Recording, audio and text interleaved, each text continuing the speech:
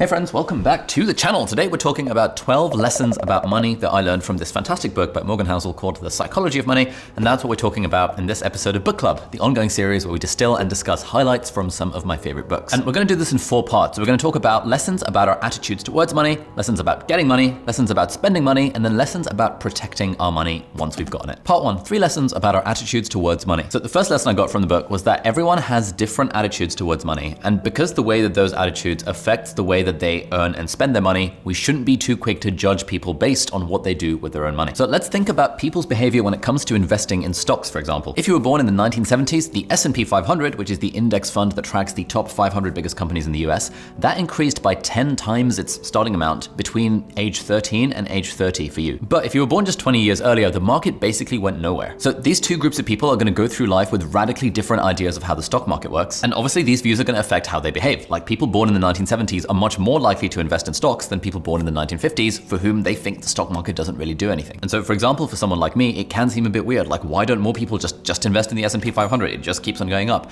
Why don't more people invest in crypto? But what I realized after reading the book is that, to be honest, I need to not be a dick about it because people have different attitudes to money depending on their own circumstances. Lesson number 2 is don't underestimate the importance of luck when it comes to making money, because basically any outcome that we're going for, whether it's making money or anything else in life, is some combination of luck and skill and unfair advantages. If we take Bill Gates, for example, now he's obviously super talented, but he was also pretty lucky to get to go to one of the very few high schools in the US that actually owned a computer. And that's what helped him start messing around with coding and start working on the company that ultimately became Microsoft. And so Morgan's point in the book is that we shouldn't focus too much on the individuals. We shouldn't look too closely at what did Elon Musk do to get rich? What did Bill Gates do to get rich? We should instead look at the broader patterns that try and account for this fact that different people got lucky at different times. Lesson number 3 from the book is that we should learn to say this is enough. Now, it's natural for us as humans to keep on moving our goalposts. Like once we achieve our goals, whether it's financial goals or career goals or hot board goals or pretty girl goals, we always look forward to the next goal. And generally the cycle doesn't end because we keep on comparing ourselves to the people who are above us in this invisible ladder. Now, this lesson really resonated with me because I've been chasing this entrepreneurship thing since like the age of 13, trying to make money on the internet,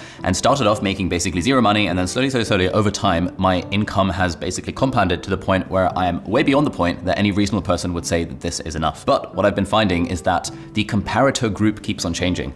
It's like when my YouTube channel was just starting out and it was making a small amount of money here and there, it was like, oh, that's cool. You know, it'd be cool to make maybe £100 here and there.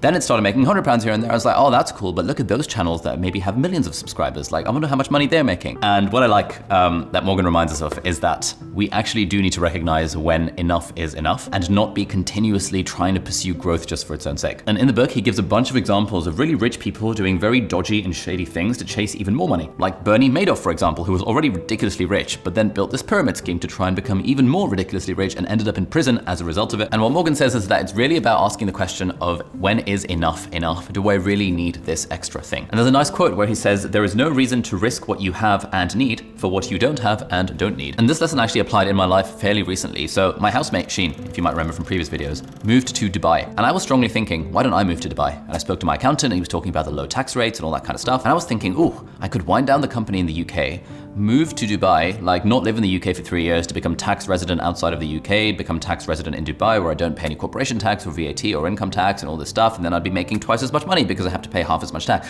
And I had all these thoughts going in my head. And it was around that time that I read The Psychology of Money and started figuring out what are my values in life and stuff. And I realized that that is just like stupid thinking. I don't need that extra money. I quite like being in the UK. I like the fact that my friends and family are here. And I'd be sacrificing a large amount of stability here in the UK for the sake of just chasing a little bit more money, but effectively tax avoidance in Dubai. And so ultimately I decided against it. Thank you, Morgan, for the tip on that front. Part 2, lessons about getting money. All right, so this is obviously not a video on how to make money from scratch. You can check out my video on 9 passive income ideas if you want more information about that. But Morgan does have some very solid chapters about how we actually get rich. So lesson 4 is to appreciate the magic of compounding. So let's say I put $1,000 into the S&P 500 index fund and I get a decent return of about 10% per year. That'll give me $1,100 by the start of year 2, which means I'm then earning 10% on the $1,100, so that at the start of year 3, I'll have $1,210. And as this compounds over time, you're basically earning interest or gains on your interest or gains. And when you start playing with the big numbers here, the results are absolutely insane. Now, the example that Morgan uses in the book is Warren Buffett, who is famously very rich. And at the time that the book was written, Warren Buffett's net worth was around $84.5 billion. But of that $84.5 billion, $84.2 billion of it actually came after his 50th birthday, and of that amount, 81 billion of it came after his 60th birthday. And one of the reasons that Warren Buffett was able to get so much wealth is that he started young and he kept going. Like, he started investing at the age of 10, such that by the age of 30, he had $1 million in investments, and then he just absolutely kept on going well into his, I think he's like 90 something now. And there's some good maths in the book that shows that 99.9% of Warren Buffett's wealth came as a result of compounding, because he started early and he just did it for absolutely ages. And there's a really nice quote from the book that describes Warren Buffett's success with this. Morgan writes that none of the 2,000 books picking apart Buffett's success are titled, "This guy has been investing consistently for 3/4 of a century," but we know that that's the key to the majority of his success. It's just hard to wrap your head around that maths because it's not intuitive. Lesson number 5 is to try and save as much as you can, even when you don't have a specific reason to save. Morgan writes that building wealth has little to do with your income or investment returns and lots to do with your savings rate. So we naturally think that saving is basically income minus expenses, but Morgan says that the other way of thinking about it is that savings equals income minus ego. Now this is quite interesting. I think it's an interesting way of looking at our expenses. Like, if I look at my own spending, how much of that spending is actually necessary and how much of it is based on ego? I don't know. Maybe you can decide. And he also talks about how really our savings rate is the only variable in this equation that we can really control. Like, I can't really control how much money I'm making. I can to an extent, but not really. I can't at all control the returns of the stock market or the returns of Bitcoin or the returns of the real estate market, but I can absolutely control how much money, what percentage of my income I'm saving myself. And there's a related point that I came across from Balaji, who was interviewed in Tim Ferriss's podcast recently, where he says that if you can have a very high savings rate and you can keep your own personal expenses very low, like you need little money to survive and thrive, then it actually gives you a lot more freedom in life, because there are a lot of people that are tied to jobs that they don't necessarily enjoy because they now have lifestyles that require them to have that high income from the job that they don't necessarily enjoy. And kind of the point is, what's the point of being miserable in your job for 80,000 hours of your life, kind of for most of the time that you spend alive? What's the point of being miserable in that for the sake of having a fancy house and having a fancy car? It's probably not worth the trade-off.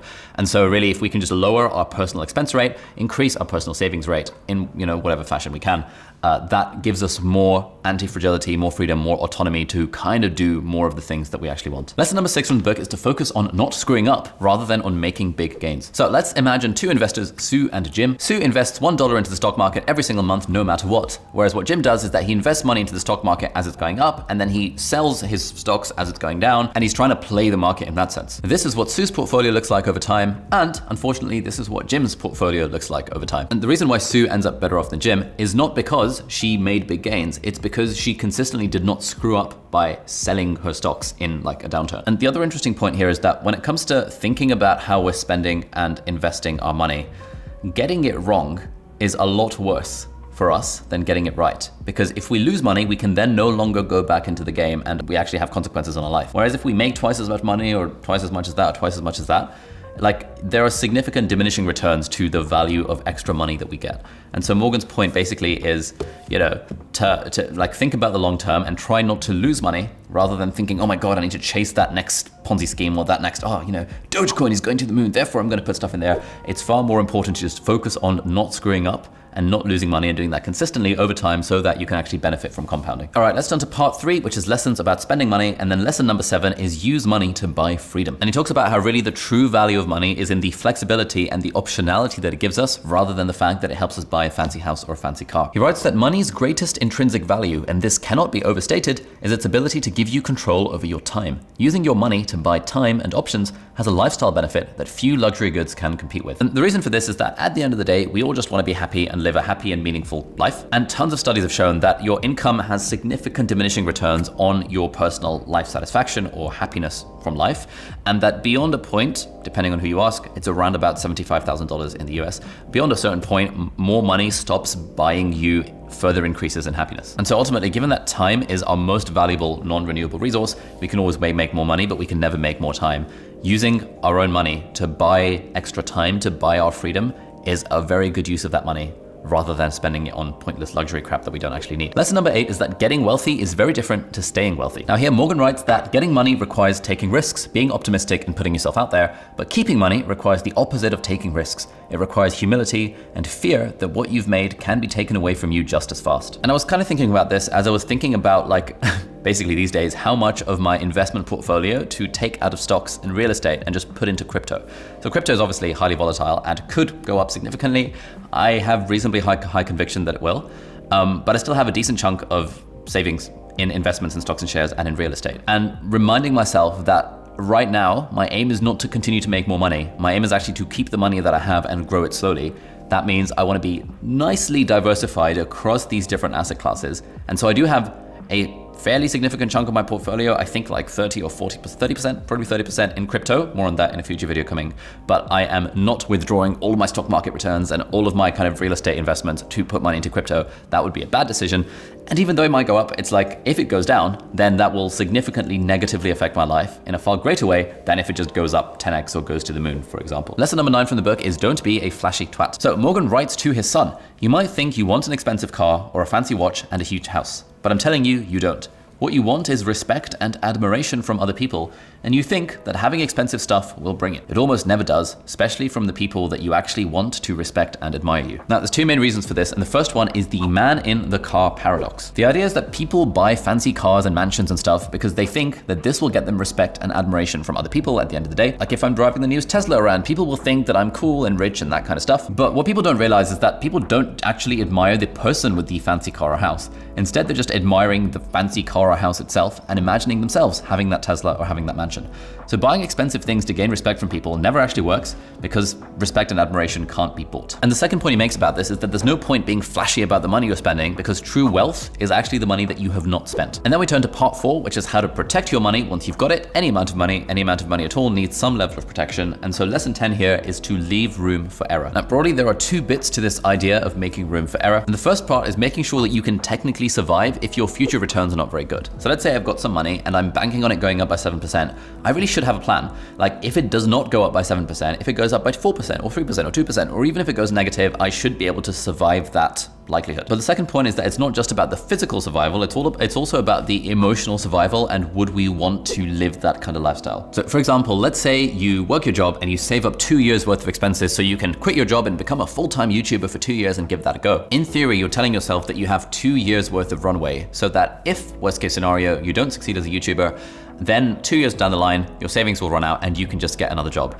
But what you're not taking into account there is the emotional pain of seeing your savings whittle down over time. And it might just be that as you burn through 50% of your savings, at that point, you start to feel emotionally, psychologically scarred and you just quit and go back to your day job because you couldn't handle the fact that you lost 50% of your savings and you're not succeeding on YouTube just yet. So the point that Morgan is making in the book is that we need to make room for these kind of emotional decisions. And the way that we behave as humans when it comes to money, which is why it's called the psychology of money, is that we act not necessarily in like fully rational economic logical terms, but we also have to take our emotions into account. Lesson number 11 is to try and avoid extreme financial commitments for your future self. And this is speaking to the kind of person that says, you know what, I know that I'm never gonna buy a house, therefore I can afford to splash money when I'm young. Or someone who says, you know what, I know I'm never gonna have kids and therefore my expenses can be super high because I know I don't have to save for the kids' college fund or whatever. Now this is kind of a bad thing because even if you are very sure that that's how you wanna live your life, chances are you are not correct and that you actually will change your mind at some point further down the line. Psychologists call this the end of history illusion. It's the idea that when you ask people how much they've changed in the last 10 years,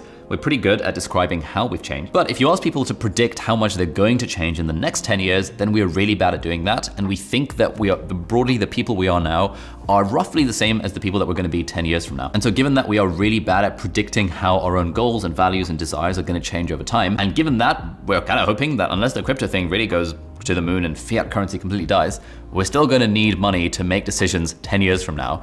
We should keep that in mind. We shouldn't make extreme financial commitments to ourselves right now. We shouldn't blow all our money for this, live fast, die young, because by the time you're approaching the whole die young thing, you might realize, actually, I kind of want to live for another 40 years and now you have no money and it's kind of a bit of a struggle. And then lesson number 12 is to be reasonable rather than rational. And the point that Morgan's making here is that sometimes good decisions are not always rational, but they are reasonable. And that we have to remember that we're ultimately emotional creatures with emotional needs, not just like rational economic machines making the absolute perfectly logical decision. And I think this lesson is what I really took home because before reading the book, I could not imagine why anyone would bother paying off the mortgage on their house. It just seemed like a dumb thing to do. Like, why would you do that? You can borrow money from a mortgage relatively cheaply. If you stick that money in stocks and shares, it will grow faster than the rate of the thing of the mortgage. If inflation happens over time, the value of the mortgage goes down. All of these like rational economic reasons for not paying off the mortgage on your house.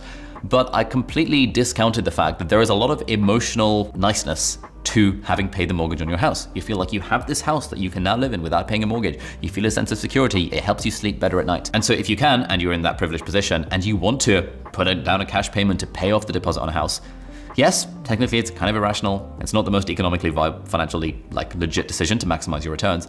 But if it's the thing that helps you sleep at night, that is the thing that matters. Because ultimately, if we're playing this game of, getting and protecting and earning and continuing to retain our money rather than losing all of it, we have to also optimize for the things and the decisions that will help us sleep at night. And so maybe you might watch one of my crypto videos, or you've got a crypto bro friend who says, oh my God, you should be putting 100% of your money into crypto. But if that helps you sleep worse at night, don't do it. Put however much of your money into crypto as you are personally comfortable with, and that will be reasonable even if it's not fully rational. So those are 12 lessons about the psychology of money. There are actually a few more, I think 3 more that I've got in my script, but this video is getting very long, and so those lessons are going to be in the extended version of this video, which is available over at Nebula. Now, if you haven't heard, Nebula is an independent streaming platform that's built by me and a bunch of other creator friends. And on Nebula, we can put things like very, very, very long videos about books like this without worrying about how they're going to perform in terms of the YouTube algorithm. It's also the place where I release exclusive content like clips from my old deep dive series, life advice from cool people from all around the world, and also my workflow series where I talk through how I use apps like Notion and Roam